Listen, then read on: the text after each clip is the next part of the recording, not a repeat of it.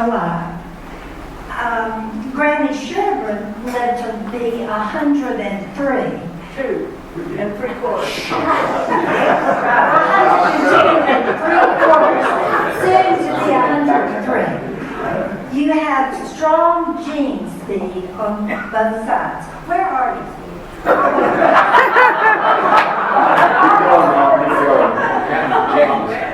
Athletic, handsome, and smart, you captured every girl's heart. They swarmed around you. You were bright as the sun. After all, you graduated from Princeton.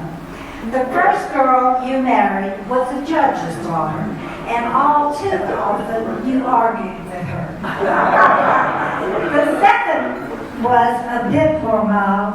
Indeed, she lovingly gave you a child. Finally, you found your equal, someone with brains and stamina, a beautiful creature, and without hesitation, you married your teacher. You've had a big, bold life, Steve, and I pray that you will have many, many more birthdays.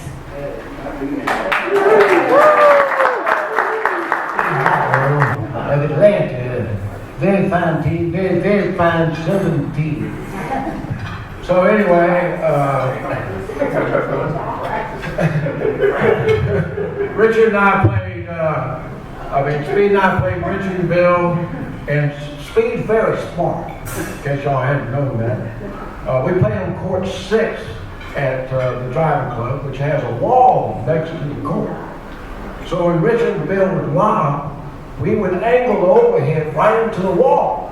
And that way we could end the point where they couldn't run the ball down and lob us to death. And due to our geographic location of the court, we were able to escape with our one and only victory against that particular team. And then they had this competition in Atlanta called the Prince Atlanta Cup. And they would divvy up 80 players in Atlanta onto 4 colored teams. Speed and I were yellow for life. Richard, I believe, was on the blue team, Richard?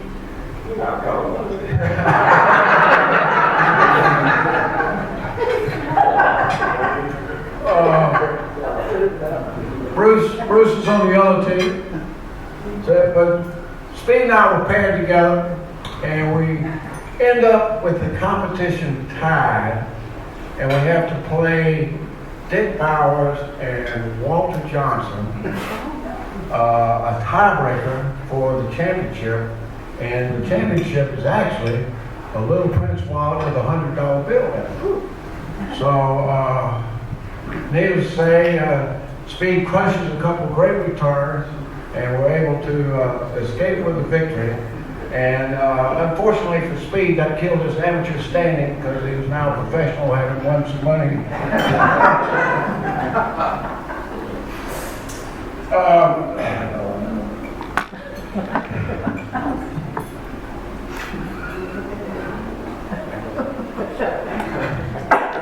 I ain't saying that. You know, after Speed got through at Princeton, he went to Europe. It was supposed to be $5 a day, but Speed made it $3 a day. And he walked all over Europe. As a matter of fact, when he came home, he had no heels on his shoes. They had worn completely off the back of his shoes. They were sanded down. And yes, Speed came in at 163 pounds. Actually, 142.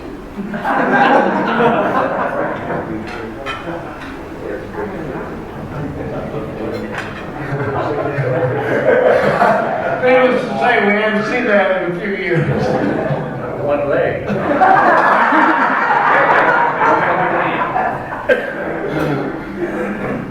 Well, at this point, I would like to call on Mike Rutherford. of you to come up and say a few words here, I'll just hand you the microphone. Take it easy. Thank you, Peter.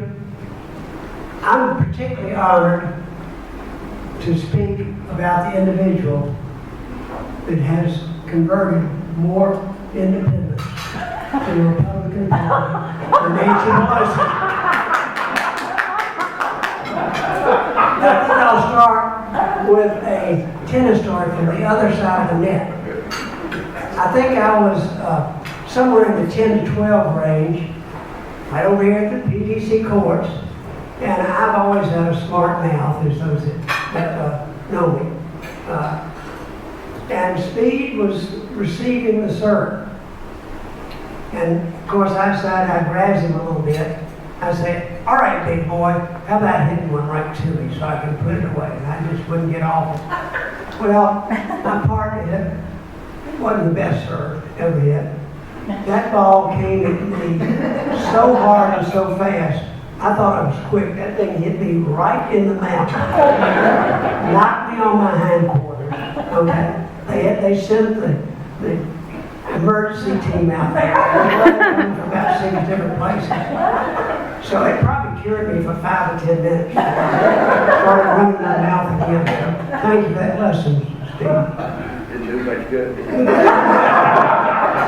Okay, so I've tried to pick out some more or less benign stories through the years that still had a touch of humor. We grew up actually together. We were just reminiscing. I was on Andrews, like Mano and Peter, and Chatham is in the same neighborhood there. So I collected with a lot of neighborhood kids up the street on Chatham. There was a football game. I think it was Speed's front yard.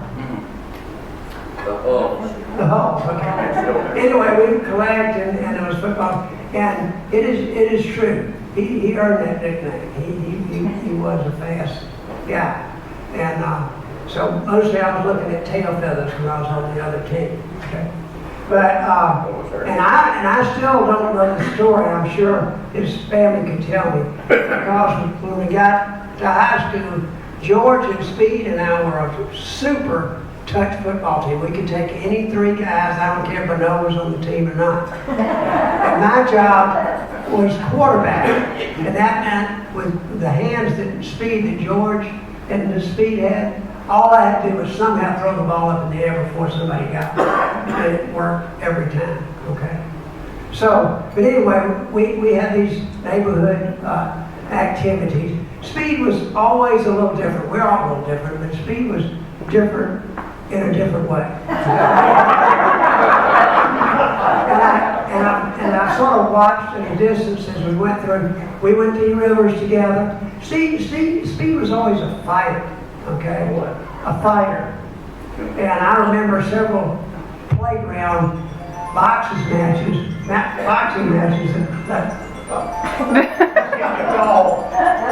No caller ID. probably just another well-wisher.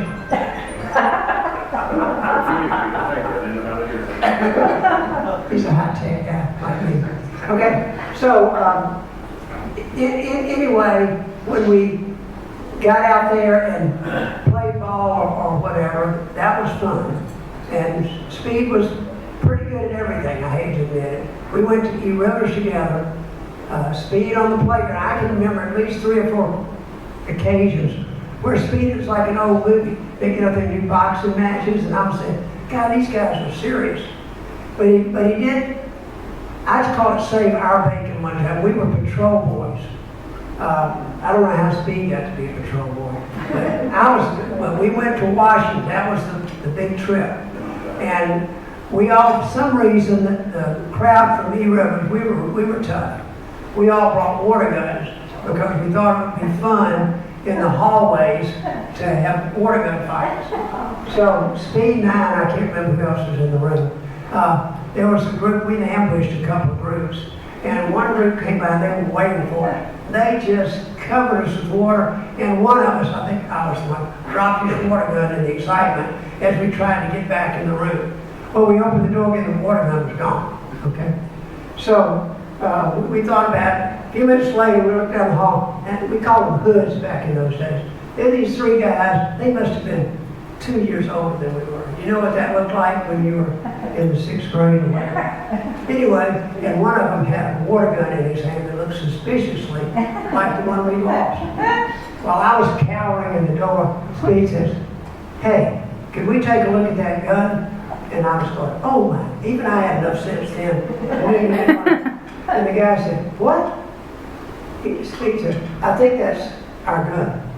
And the guy walked over, and you just knew he was going to hit Speed. We were standing there in the doorway, okay? And then you tell me.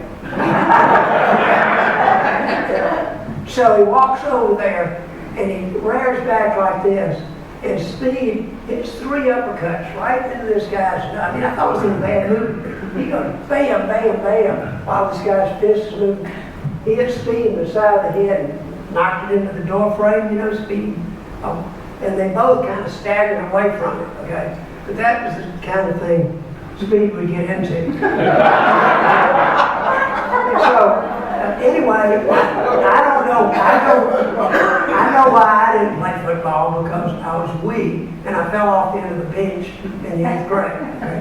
George didn't play because George was 6'2" or whatever he was and weighed 115 pounds.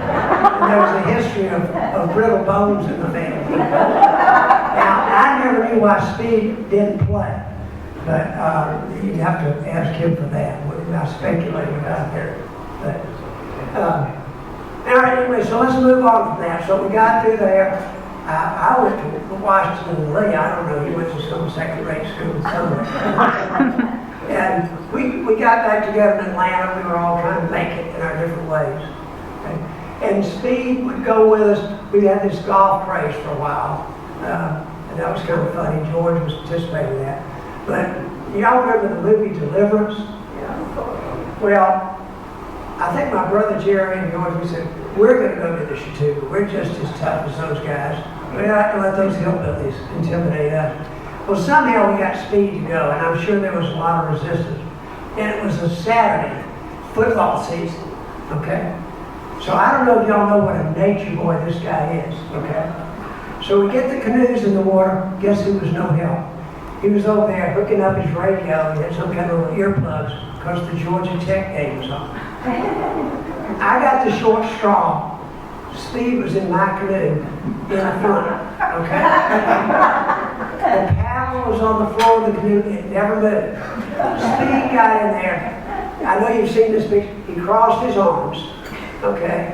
He looked like he was going on the Bataan Death March. And he listened to the football game. And we had the river swirling around us. There was all kinds of wildlife there. He never moved the whole time. He's never been back either. So, hey, wants to go to Alpha.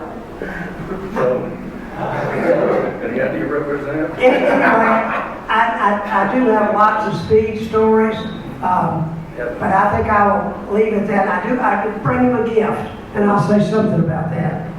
Paul, can I get you to help me? You and John, hold that out. Some of you already seen that.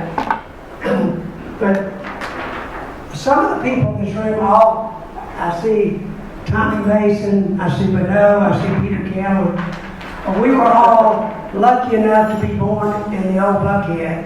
And I don't know the story. Our parents got together and hired Buddy Folks, who was a track phenom, if y'all didn't know who Buddy was. He was other things too later on. But back then he was, and they hired him personally to show these young men how to do all the sports in the world.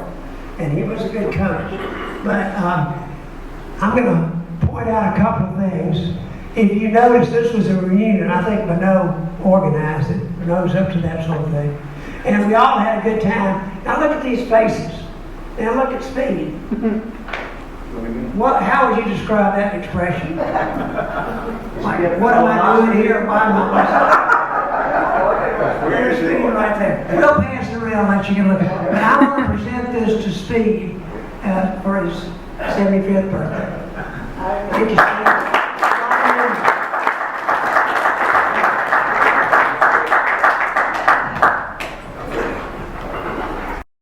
Because I want to talk about Princeton. I did some research on this. Then they called me up And I called up the alumni office at Princeton, and I said, do you have a file on Speed Howell, George Arthur Howell III? And they said, in fact, we have an enormous file on the entire Howell family. And you may not know, but George Arthur Howell II was a trustee of Princeton University. Of course, we know Eleanor and her children, and so many nieces and nephews have been there. And they said, you know, we have a fairly large file on Speed Howell. And the thing about it, there are red dots on this file. So I want to share some of the red dots with you. The first red dot is the fact they said that Speed Howell is the only alumnus, the only alum in the nation that has a tiger painted in his pool 10 feet underwater. They thought this was kind of incredible. And they said he's the only alum that we know of that has been accused of kidnapping students from a high school to go to Princeton. We have complaints from the admission office at Harvard and Yale about this. So I want to explain a little bit about this file. First of all, I want to say that Speed, we were roommates for 4 years. He was a serious scholar. Speed was a student. He was a hard worker.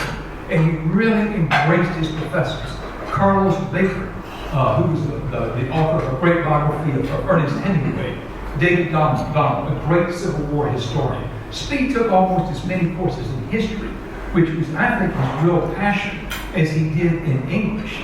In fact, after he took David Donald's Civil War course, he never recovered. And I think that had a lot to do with the fact that he went into a second career in education, which we think the world of. And when he was in the preceptorials at Princeton, small groups, 10 people with the full professor, the word spread quickly. When you get into a debate with Speed, don't think you're ever going to win. Second thing, Speed was a champion athlete. And this part you may not know, because this brings up his tennis. He was tennis partner with Bert Fitzgibbons, who was in the top 20 of amateurs when that actually meant something. His junior year, Princeton team, which was one of the strongest in the nation, played Harvard University. And this is serious. This is true. This is a big red dot in his file. The headline in the Harvard Crimson was Speed Howell dumps Vic Niederhofer 6063. That's actually in the Harvard Crimson. His senior year, the Princeton team played University of Miami, the Hurricanes.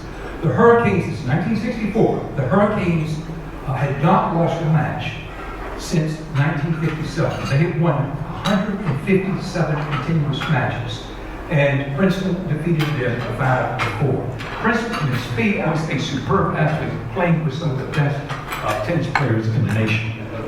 Third thing about Speed, this was 3 red dots on his file. He was a little bit of a daredevil, and I remember in the fall of 1964 we were sophomores, and a riot took place on Saturday night, and a mob of students, and Speed and I went out. We were sort of spectators. We were kind of that gray area where we're not sure whether we were participants or spectators. I'm sure you've been in that kind of position. And they surrounded the president's house and tore down a beautiful iron fence. And then went to Westminster Choir College, which is a girls' school for music majors, and its beautiful ivy-covered walls.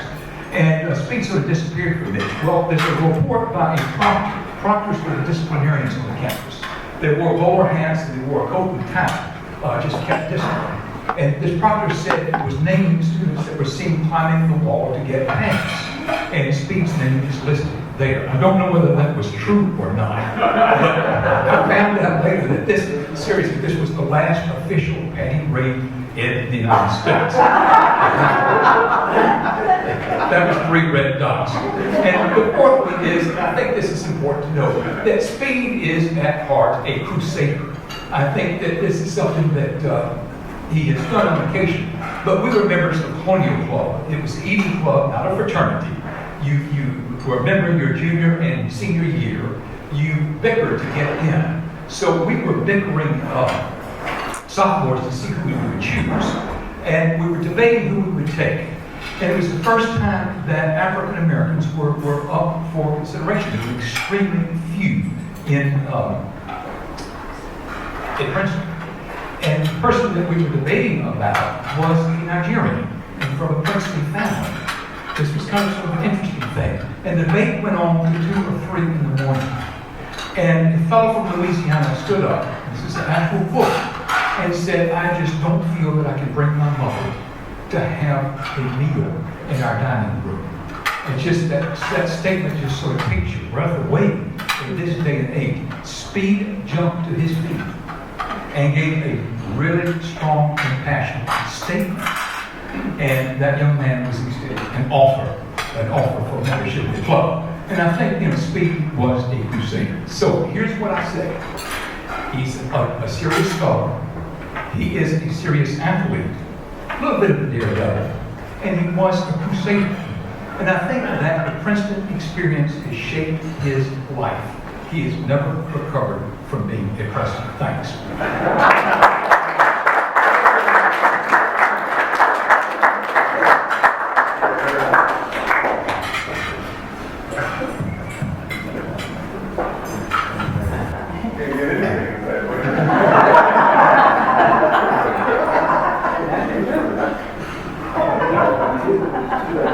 Thank you, Peter.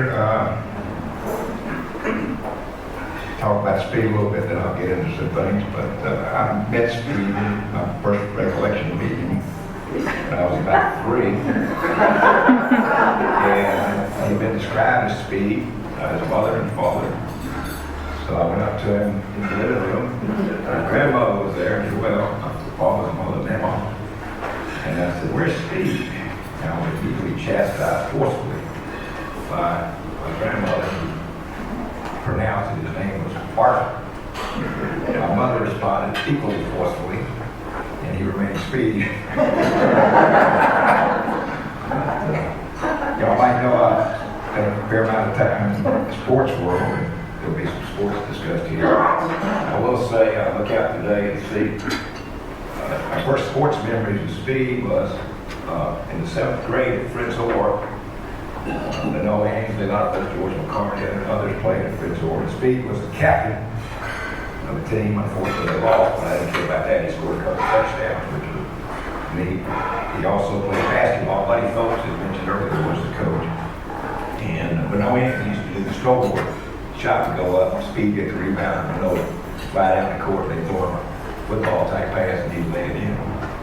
But anyhow, fast forward a little bit, y'all might not know that Brisker Bragg on the Howe family, I think some people think it's the most prominent tennis family in Georgia.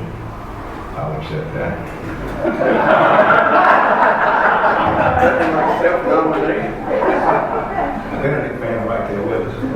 But anyway, Speed was a pathfinder, really. My mother and father, good athlete. Speed was a pathfinder. He took up tennis at 12. Apparently, Harry Thompson got him to help him run a coach stand in 1952, and Speed was about 10 when he was 42. And my mother made him take some lessons, and Speed protested, "It's not even summer yet, I'm not going to take tennis lessons till the summer." He did it anyway. Jack Waters taught him, and he ended up going to the tournaments with Jack and watched the great Ned Neely and others play. And Speed lost, I found the score, he lost Love and Love. In the first tournament, I found somebody, was that Marshall Happer? You know the little Harper? Marshall Happer? I don't know, you have to call Speed up. It's mainly a positive story. I thought I lost him at the Western. He lost to somebody level up. However, very soon, Speed became quite a player.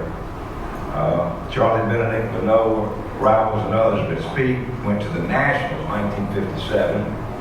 And in a pretty tough first round doubles match, he played Arthur Ashe, and Speed won easily against Arthur Ashe. I think Al Dash was 8 years old.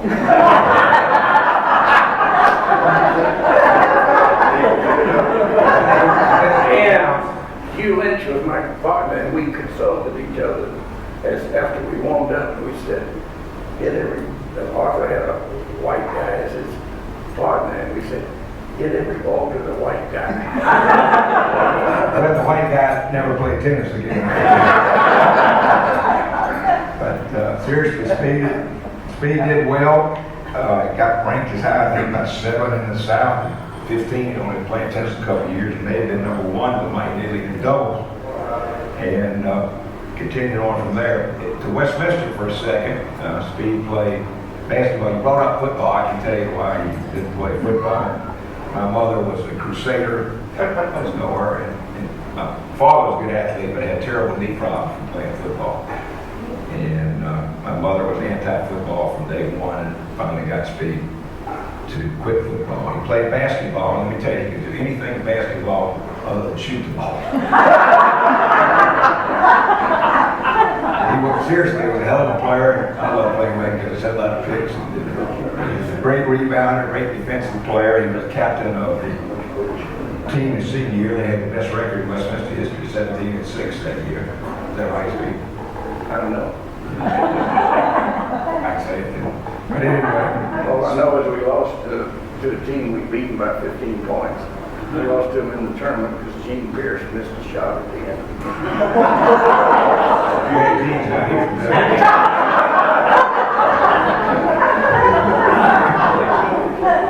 fast forward a little bit.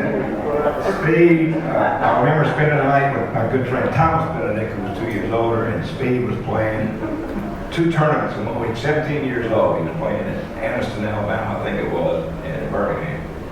But anyway, he defeated 3 straight nationally ranked players at 17, including the best player in the South, Kenny Lloyd. At the same time, even more incredibly, he was playing with my father, a little good athlete. If you think Speed ever got nervous playing tennis, my father. And they won the Southern Championship. And I'm going to pass around something in a minute if I can find it. But I think his greatest accomplishment was playing with my father, being ranked in the top 20 in the United States for my father. I don't think John McEnroe could have done it either.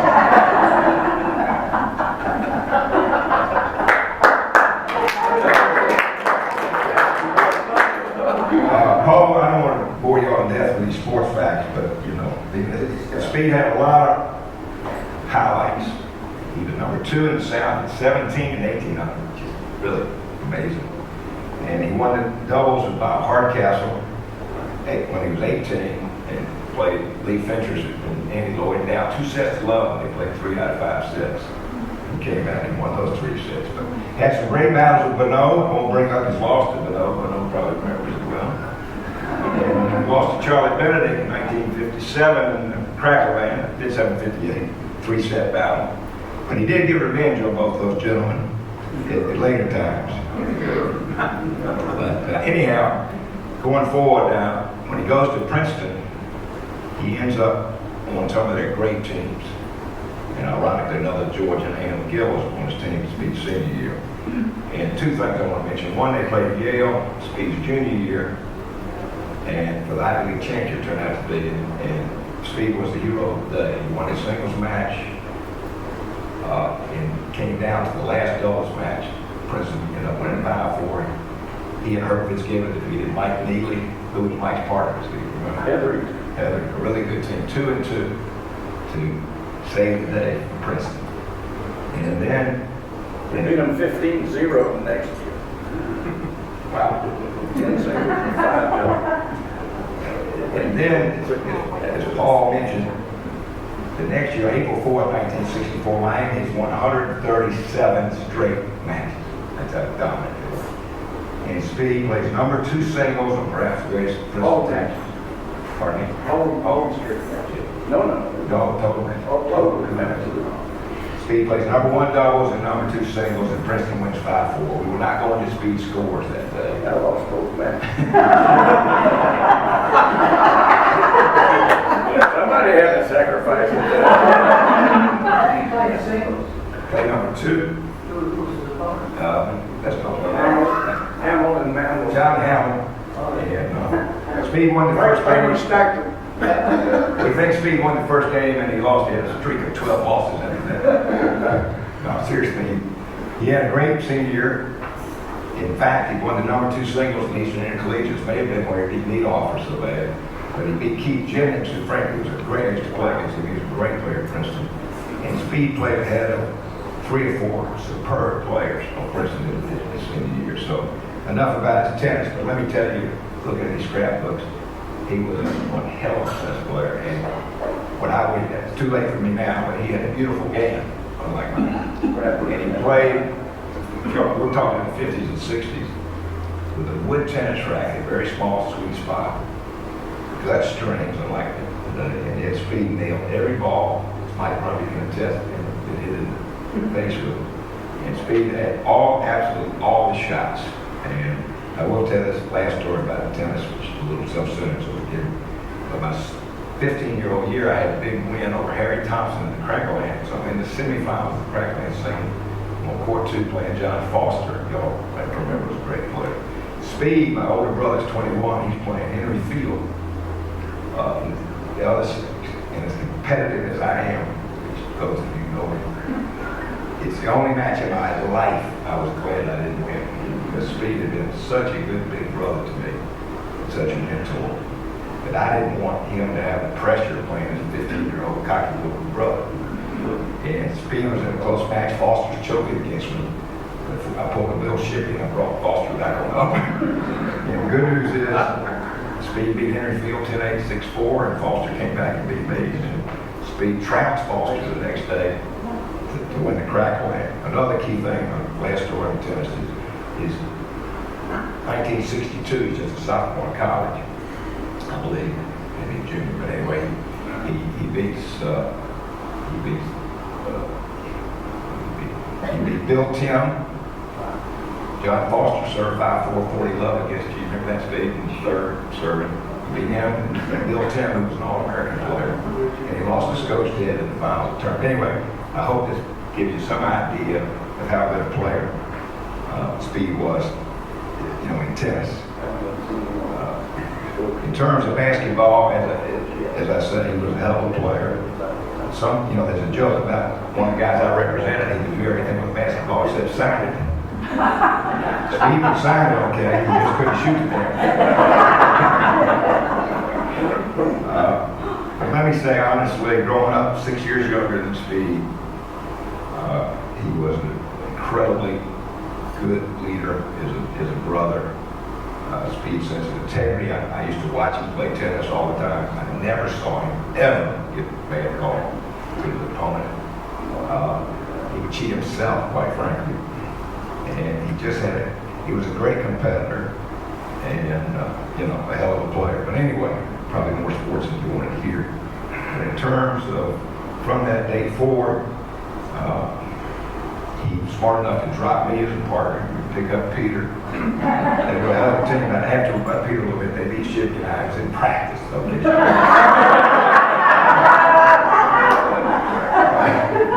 When have you ever played practice? Well, we can try to do it. He's never played practice match his whole life. I refuse to ride home with Shipke, I was so upset. But anyway, I have some pictures that I'm going to pass out in the morning. I'll put up here. You all recognize some of these. It's Princeton team, And pictures of he playing the McGills and doubles. There's a picture of him in the middle of the North. Charlie Benedict, the great Charlie Benedict, Crackleland. And I even have here a copy of a recruiting letter in 1957, Speed, when John Conroy was recruiting. You remember getting that letter from John Conroy, coach at Princeton. And in February 1957, the great coach Dan McGill wrote your recruiting letter, not knowing that our family hated the University of Georgia at the time. I later came around, these notes here. Seriously, anyway, in terms of finishing up on Speed,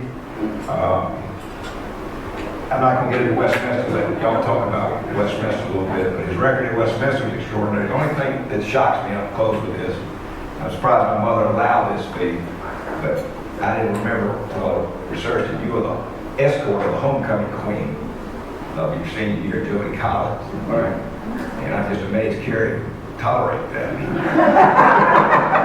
Anyway, let me hand the mic back to Peter, and thank you all. Game with Speed, Jimbo, and I.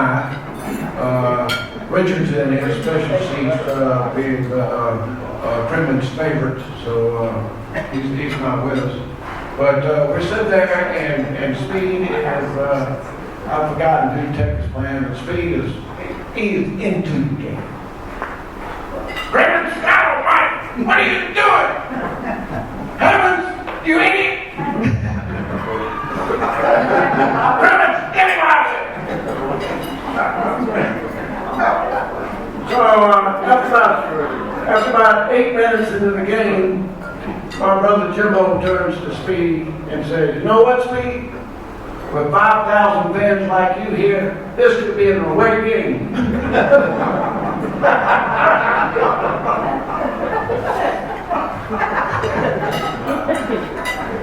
At this point, I'm going to let Mr. Pete Cameron take over. I promise to be brief. These are two things out of my memory about Speed, and I apologize to the non-classmates at Westminster, but the rest of us will all remember this. Mr. Howell, get out the game at Woodward Memorial Library! Right. And the other, in that picture of all of us at the Buddy Folks reunion, we had to introduce ourselves and tell a little bit about our history. And Speed's introduction began with, "I used to be Steve Howell."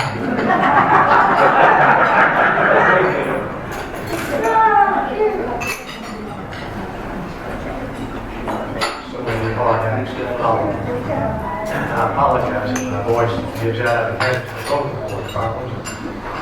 That's a lesser of the issues that we're probably all dealing with today. Speed and I go back, I think, to first grade. We were approximately 6 years old then. If I can remember anything past 6, it's not coming out and written down. But we were talking recently about E. Rubin School, and one of the stories about E. Rubin School that we both were involved with was that at some point, as we progressed through from 1 to 7, our parents moved, and his family had it figured out better than my family. So in the 3rd grade, we said goodbye to each other as we said goodbye to Bob Lashley, our teacher. And Speed matriculated to the 4th grade at E. Rivers. And I discovered a new school out in Howell Mill Road, Morris Brandon. So that was our first parting of the ways, if you will, and happily they came back. But even though we were there, I'm sure that we interacted, though I haven't got any memory of it. And it occurred to me from a book that I'm reading right now that not having a memory of it doesn't have anything to do with what I tell you. You won't have a memory of it, so I can just make it up as I go along. And I can assure you from having lunch with Speed every 4 to 6 weeks, he won't have a memory of it.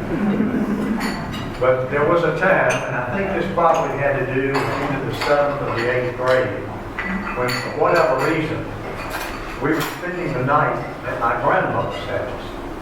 And as Mike Grundy alluded to, there were lots of great dependents on Andrews Drive. And this was at the corner of Cherokee and Andrews. And she had an extensive backyard, which in those days just basically went through woods to Garden Hills and Buckhead. And the room that we sleep in is sort of known as the bunk room. I don't know, there weren't bunks in there, but it was a great big room. It had a wonderful back porch and an even more wonderful magnolia tree. So after everybody bedded down for the night, and we felt like we were secure and safe, out onto the back porch we went, down the magnolia tree, and off to do various things in Garden Hill and Buckhead. Now, I could make them up. To tell you the truth, I have no memory of what we did, but I do remember not only the sneaking out successfully, but coming back successfully. And so that would be a very old story. One historical thing that I think I'm going to tie together correctly is the Buddy Folks Playgroup. My memory, and please correct me, any of you who think I'm going right here, was that it started in Bob Lynn's backyard. Bob Lynn was a couple of doors down Cherokee from the front door of my grandparents' house. And then I believe it moved from there to a vacant lot that was more or less behind Fred's Fruit Emporium and sort of across the street, side street from the Covenant Presbyterian Church. And Peter, am I correct that it moved from there to your backyard? And that's Andrews and West Paces Ferry. And then it moved to to Fritz Orr's camp on, I believe, Nancy Creek Road at that time, much smaller than it grew to before it became partners and part of Westminster. But that's how that matriculated, and that leads to that photo that they just showed a minute ago. So people have got more interesting things and more facts and figures than that. But I feel especially blessed to have not only started out in the first grade with this guy, but have been part of his life through one of his 3 marriages. He was very much a part of my life, though he has no memory of it and tried to deny it. He was a groomsman at my wedding. And this involved him being at Christ the King Cathedral, which for some reason bothers him a little bit. There are pictures that show him to be there. So we just look the other way. And also I would say that I'm probably not exactly of his political persuasion, but every 4 to 6 weeks I sit there acknowledging that I have 2 eyes, 2 ears, and that he has 1 very functional mouth. To watch the ACC women's basketball tournament. We had some good times there. The one thing I remember is my mother had passed away in 1992, and Daddy had a lake at Cap City Country Club downtown. And Speed was asked, Walter Weinberg was asked, all of our friends came. And my sister brought this young lady from Nashville that she knew, and she kind of lit up the room. And it's all Speed can do is get a chair and sit beside. But Walter was in the way a couple of times. And Speed, finally, Walter got up, Speed took the chair and did not relinquish it. But that's the one thing that I think I can contribute to this great meeting. He's been one of the best friends I've ever had. I've got a lot of people here that are in that category. Westminster's where I've met some of the finest people I've ever met. And you guys agree. Thank you for Speed. Happy birthday. Thank you, sir.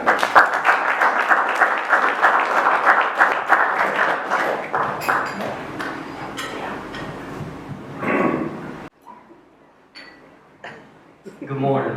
My name is Phil, and it was a phone call, and it rang, and his case, and when Phil answered, he was, "Philip?"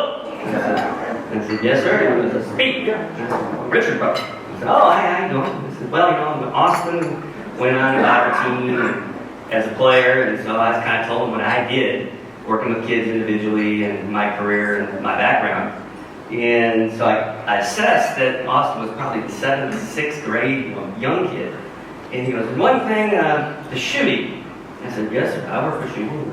"Well, it looks like, Ray Charles taught this team how to shoot." I said, "Well, it's a little strong." I said, "I think we should do a little better than that." And so we went from there, and it was in the coaching. I said, "I'm not talking about that." He said, No, you got to hear me about this coaching." I said, "I'm not going to talk about anybody else's, how they cook the dinner." And I said, "Well, and I said, look, my parents, where I coach, say, I'm the worst coach in the country." I said, "That's impossible. You haven't seen every coach in the country." So I've dealt with that. And so it went on there, and I guess we had a standing date for the next 8 to 10 years. Every Saturday morning at 8 o'clock, they'd be there, rain, sleet, snow or shine, 100 degrees, up in the little court by the elementary school up at Westminster. And I thoroughly enjoyed it, looked forward to it, and just between you, me, and the fence post, I'd have done it for free, but I did use the money. But to be here and to see the love and what you have for Speed, and it's tremendous, and it doesn't surprise me because he reciprocates that with the loyalty he has for each and every one of you. Happy birthday, my friend. Thank you. I'm losing my voice. I'd also like to shout out to Cindy, Eleanor, Peter, and Richard. They really did a terrific job of putting this together. And of course, I was given the job of bringing him here. So when I showed up at his house, I knocked on the door. Nobody came to the door, so I finally went inside, and Speed was asleep. So anyhow, we did manage to get here. I am so glad that Speed is about to celebrate his 75th birthday. Next month. Because at least once a week, he tells me that I'm the oldest one in our class, along with John McDonald. John and I were born in December '41, so we are the oldest in our class. I first met Speed when I think we were 10 or 11 years old.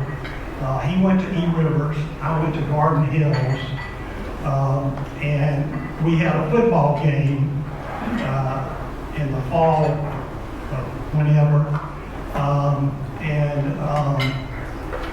we were the reigning Great Wide champions. And here comes this group headed by Coach Buddy Folks, and we had a secret weapon. We had a fellow named Matt Welch who weighed 200 pounds, and he was our fullback, and I played halfback. And my claim to fame was I wore no shoes. Not that I couldn't afford shoes, but I thought I could run faster without the shoes. So anyhow, this group shows up at our field at Garden Hills, and Beno and Speed were the halfbacks. I think Peter Cantaloupe played quarterback, and Mike, if you can believe this, was the pulling guard. And I want you to know they beat us like a drum. And within a year, I joined that group and started working out at Fritz Orr. I just want to wish Speed a very happy birthday. This is a little known fact, but my wife Karen and I, for the last 15 or 16 years, have had dinner with Speed and Cindy every Friday night, and we have about 5 restaurants that we go to. And then Saturday morning, we get together at 8:30 at the White House in Buckhead. And so I've gotten to know Speed pretty well, and we've been through a lot together. But I want to wish him a happy birthday, and thank you all again for coming.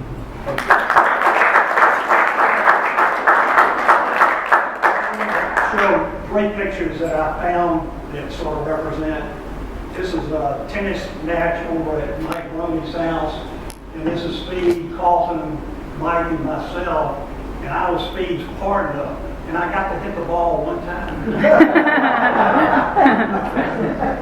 This is our group going to Coleman Island. That's Paul and his wife Jane, Speed and Cindy, and my wife Karen. And this is one of my favorites. This is Speed again on her birthday.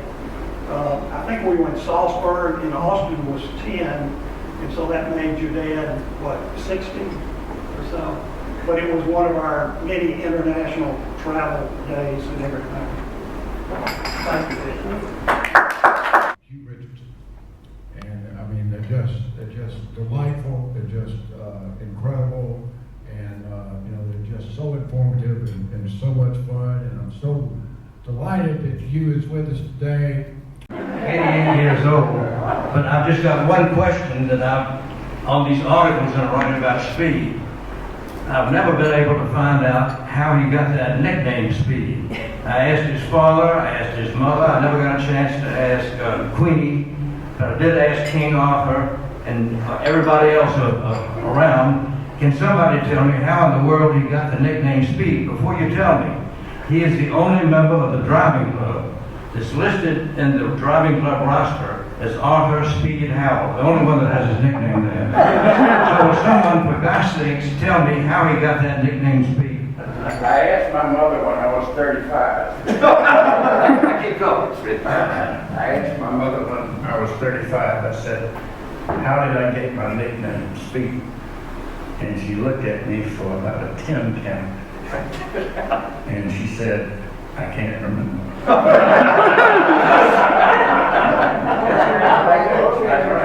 Wait, there's an answer back there. She's gonna make up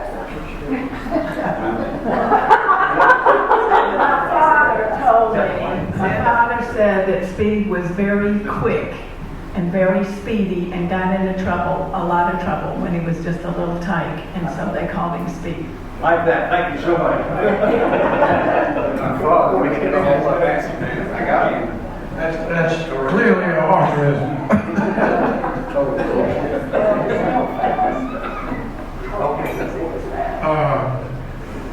So many people might want Would, to. no, anyone else, anybody care to, a little quick thing? Here we go. I'm the in-law in the family, for those of you that don't know me. I met Speed 51 years, approximately 51 years, and 2 weeks ago.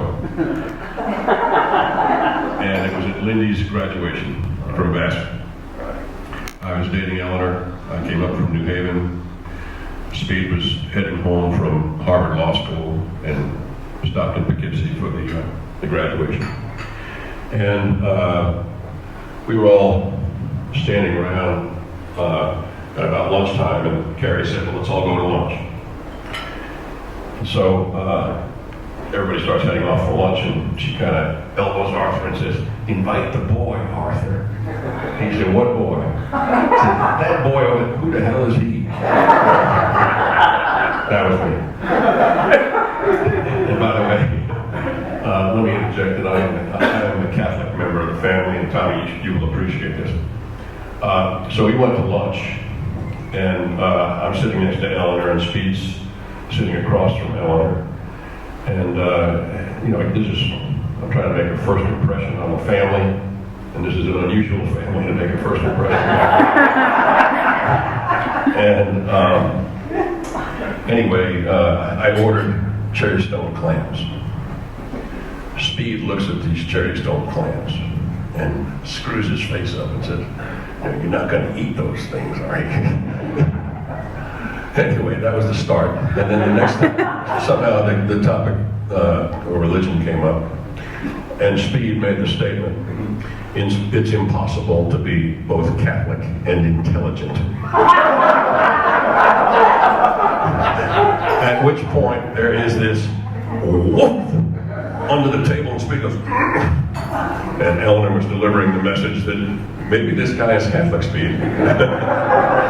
So that was the start of the relationship. It's deteriorated since then. But it's been a lot of fun. Happy birthday, Speed. From Robert, George's younger brother. Speed, I always enjoyed when you came over to play basketball with George or spend the night with us. You reminded me of Johnny Carson because of your quick wit and funny comments on life. But what I remember you most for, however, was being named the first Westminster Alumni Service Award winner back in 1985. And being first at anything takes some doing. So I think the school should name the annual recognition the G. Arthur Speed Howell Alumni Service Award. For the people here today that attended Westminster, do I hear a motion to have the school change the name of the award? Is there a second? All in favor say yes. The motion is carried. We will contact the school. Speed, now for the mental acuity part of this toast. How old are you today? Actually, how old will you be on July 27th? 75. Right. How much is 25 plus 25 plus 25? 75. Right. What is 3?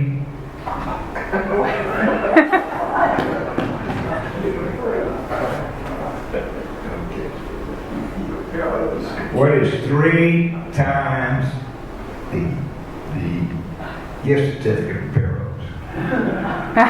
75. Right. You know, I thought for a minute that there was no dot between the 5 and the 0. I thought it was for $2,500.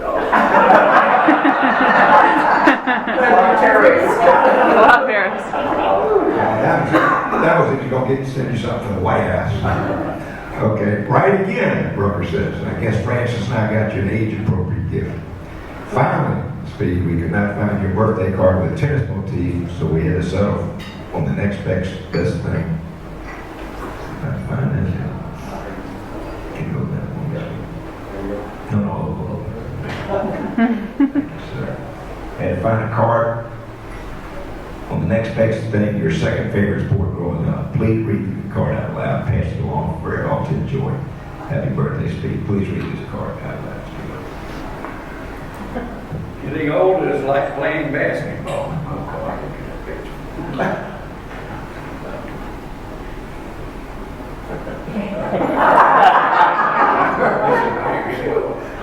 You dribble some, you travel occasionally, and once in a while, you score. Happy birthday.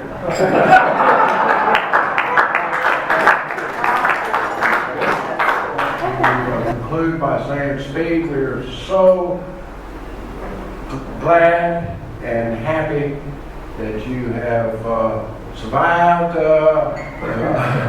So you can make this party. This party. That's right. And we hope that your bovine valve keeps right on ticking. So here's to many more. And of course, I would have to be amiss if I did not thank Cindy and all of those that worked so hard on putting this together. But Cindy, you had a hell of an idea, and that it actually came off was stunning.